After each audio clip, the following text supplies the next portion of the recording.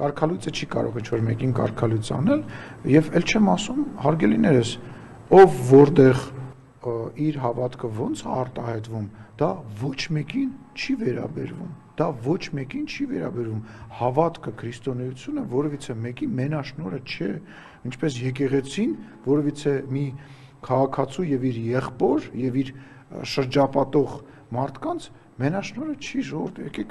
դուրս եկեք այդ բանից, հերիքա նույնականացնել։ Ես ազգային ժողովի նախագահն եմ, բայց դա չի նշանակում, որ ես ազգային ժողովի լսեք, ես ուրախ եմ իր կանոնակարգ ունի։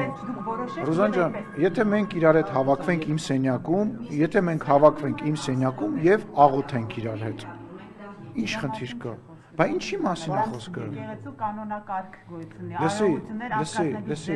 լսի, թող եկեղեցու կանոնակարգը եւ եկեղեցու այն ներկայացուցիչները, որոնք դրա հետ վերապահումներ ունենան, իրենց կարծիքը ասեն։ Ուզում հասկանամ դրա հետևանքը, դրա անթույլատրելիությունը, դրա խնդիրը ըստ ձեզ ինչու՞մն է կանում։ Մարդ, որը որ եկեղեցական է, մեկը ասում է կարգալույց, մյուսը ասում է ես չեմ ընդունում, որ ինձ կարգալույց անել, ասում է ես ուզում եմ աղոթել, ես էլ ասում եմ ես ուզում եմ այդ աղոթքին ներկա գտնվեմ։ Հիմա ուզում եմ հասկանամ ես ամեն ինչի մեջ այդ ձեր ասած խմբակի եւ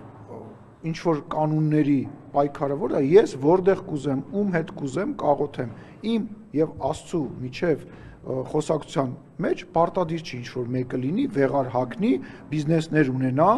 տարբեր տեղեր կապեր ունենա եւ իրան բիզնեսմենի մեջ պայել չեմ ասում մնացած անձնական բաները։